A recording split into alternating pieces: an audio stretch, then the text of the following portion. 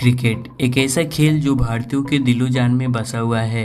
इस खेल ने न कि हमें रोमांचित किया है बल्कि ऐसे से धुरंधर और महान खिलाड़ी भी दिए हैं जिन्होंने हिंदुस्तान को ऊंचाइयों पर पहुंचाने के साथ साथ ऐसी कई बेहतरीन पारियां भी खेली है जिसे इतिहास के सुनहरे पन्नों में दर्ज किया गया है। तो दोस्तों आज हम इतिहास के एक ऐसी ही पारी के बारे में चर्चा करेंगे जिसने विश्व विजेता को हराकर अपनी एक अलग ही पहचान पाई। 2 नवंबर 2013 का दिन जब चिलचिलाती धूप में भारत और ऑस्ट्रेलिया एक दूसरे के सामने थे और बेंगलोर के चिन्नास्वामी का मैदान इस अंतिम ओडीआई मैच को देखने आए पूरे दर्शकों से भरा हुआ था। भारतीय टीम कंगारुओं से पिछले हार के कारण काफी निराश थी और साथ ही कंगारुओं ने भारतीय खिलाड़ियों का काफी मजाक भी बनाया हुआ था, इसलिए सीरीज जीतकर उनसे बदला लेना काफी जरूरी था। दोनों टीमों के बीच टॉस हुआ और ऑस्ट्रेलिया ने टॉस जीतकर भारत को पहले बल्लेबाजी का न्योता दिया और भारत की ओर से रोहित शर्मा और शिखर धवन पारी की शुरुआत करने के लिए मैदान में उतरे और दोनों ही ओपनर ने काफी अच्छी शुरुआत की, खासकर शिखर धवन ने। और 8वें ओवर तक भारत 50 रन का आंकड़ा पार कर चुका था।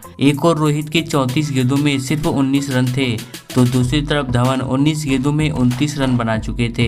लेकिन यहाँ से रोहित भी अपने अंदाज में बल्लेबाजी करने लगे और दोनों छोर से लगातार रन आ रहे थे। कप्तान बैली साझेदारी तोड़ने के लिए अलग अलग गेंदबाजों से बॉलिंग करवा रहे थे, लेकिन ये साझेदारी और भी बढ़ती जा रही थी और 16वें ओवर तक शिखर के 50 और भारत के 100 दोनों पूरे हो चुके थे। इसी बीच मैदान में अचानक से बारिश होने लगा। हालांकि 15-20 मिनट के बाद बारिश बंद हुआ और मैच को फिर से शुरू किया गया। मैच की शुरुआत में ही भारत को एक बहुत बड़ा झटका लगा और धवन 60 रनों के स्कोर पर एलबीडब्ल्यू हो गए। तीसरे विकेट के लिए बल्लेबाजी करने आए विराट कोहली और वे अपनी तीसरी ही गेंद पर गड़बड़ तालमेल के कारण 0 रन पर रन आउट हो गए। लेकिन चौथी विकेट के लाए रैना रोहित के साथ साझेदारी करने में जुट गए और 24वें ओवर में रोहित ने भी 71 गेंदों में अपना अर्धशतक पूरा कर लिया। अर्धशतक लगाने के बाद रोहित काफी तेजी से बल्लेबाजी करने लगे तो वहीं रैना भी उनका पूरा साथ दे रहे थे।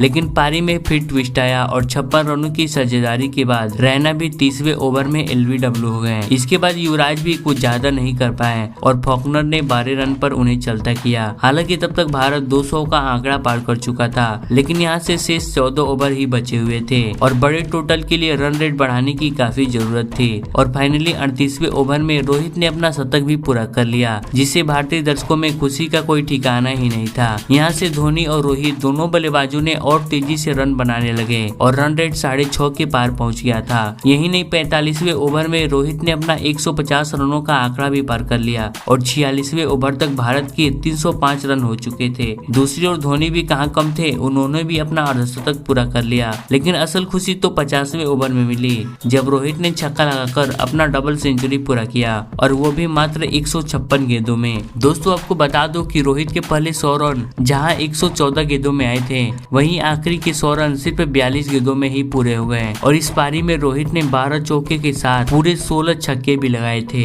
और फाइनली भारत 50 ओवर में 383 रनों का कुल टोटल खड़ा कर दिया। दोस्तों ये 383 रन विशाल टोटल तो था, लेकिन ऑस्ट्रेलिया के बल्लेबाज तो छोड़िए, गेंदबाज भी काफी अच्छी बल्लेबाजी करने में माहिर थे।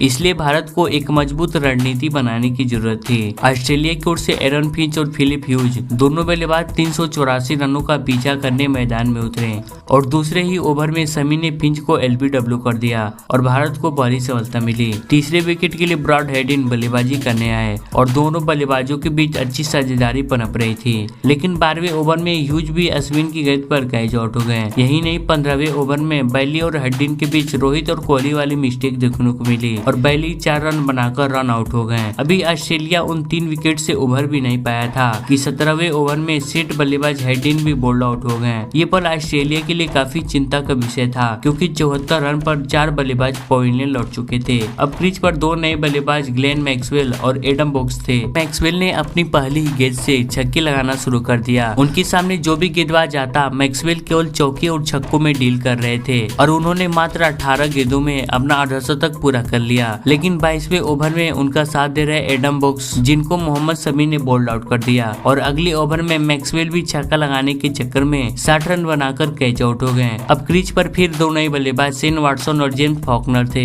वाटसन भी मैक्सवेल का ही रूप ले लिए और वे भी चौके और छक्कों में डील करना शुरू कर दिए, लेकिन अफसोस उन्होंने अपना अर्धशतक पूरा नहीं कर पाया और 49 रन बनाकर कैच आउट हो गए। ऑस्ट्रेलिया 200 का आंकड़ा तो पार कर चुकी थी, लेकिन साथ ही 7 विकेट भी गिर चुके थे। यहाँ से यही लग रहा था कि इंडिया आसानी से ये मुकाबला जीत जाएगा, लेकिन अभी कुछ और ही होना बाकी था। फॉकनर भी मैक्सवेल और वाटसन का काम करने लगे और उन्होंने भारतीय गेंदबाजों की लाइन लगा दी। जो भी गेंदबाज आता वो सीधा बाउंड्री के पार ही दिखाई देता और फॉकनर ने मात्र 56 गेंदों में अपना शतक पूरा कर लिया। यहाँ से ऑस्ट्रेलिया को 71 गेंदों में 90 रनों की जरूरत थी।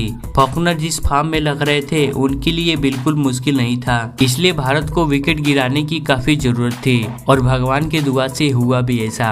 मैकाय और ज्यादा गेंदें नहीं झेल पाए और 45वें ओवर में बोल्ड आउट हो गए। ऑस्ट्रेलिया की लास्ट उम्मीद रहे फॉकनर एक बेहतर पारी के बाद भी अपनी टीम को जीत नहीं दिला पाए और अगले ओवर में वे भी धवन के हाथों कैच आउट हो गए और फाइनली भारत 57 रनों से ये रोमांचक मुकाबला जीतने के साथ साथ ये सीरीज भी अपने नाम कर लिया।